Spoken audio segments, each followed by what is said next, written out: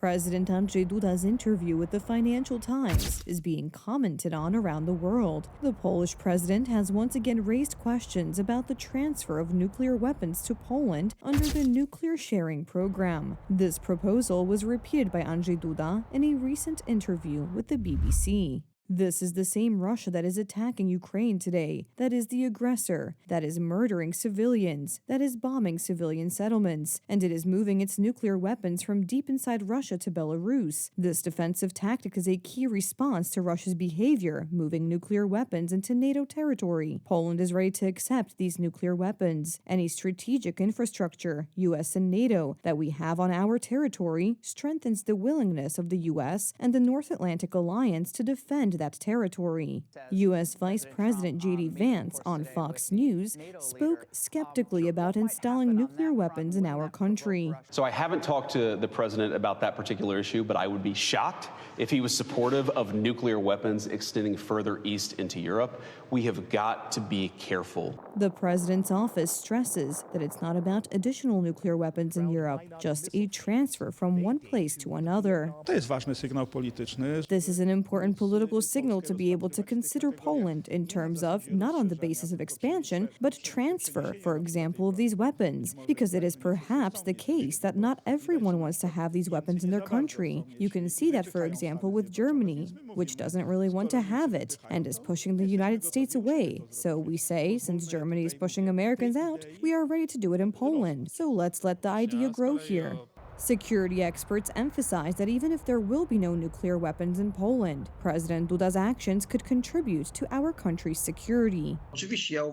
Of course, I consider the proposal unlikely, while it is a very good negotiating leverage, because in such negotiations you can always say, if not nuclear sharing, then increase the contingent of soldiers, and then the conversation begins. Poland is, however, the leader of the region and a large Eastern European country, of course. It is not a superpower, but we also have our security arguments, which we should use in such negotiations. These arguments are recognized by U.S. President Donald Trump, who during yesterday's conversation with the NATO Secretary General once again mentioned Poland as a good example of a country that invests in its military and in its security. Remember, Poland was actually paying a little bit more than they were supposed to, which was...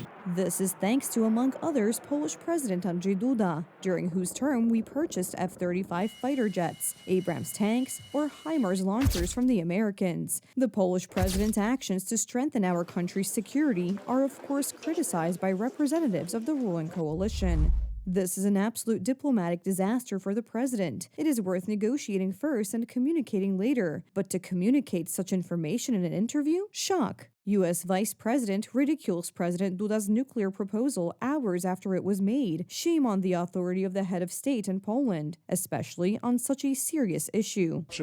Let's recall when the Polish president said that it is necessary to increase the amount of money for NATO and said it is supposed to be at 3% of GDP. The opposition to the ruling government at the time also said something similar. But it was after all the president who started this conversation about increasing NATO spending, even though the opposition questioned who is going to do it, and now everyone is talking about it. Currently, Poland already contributes 5% of GDP towards defense, so there are some politicians who are ahead of some strategic thinking by discussing the security of our country. Thus, thinking about and increasing our security can hardly be called a shameful act. What the president has done is the beginning of a certain process that will eventually lead to us, Poles, feeling more safe. So the civic platform, please don't go down that road, because there should be only one path when it comes to Poland's security.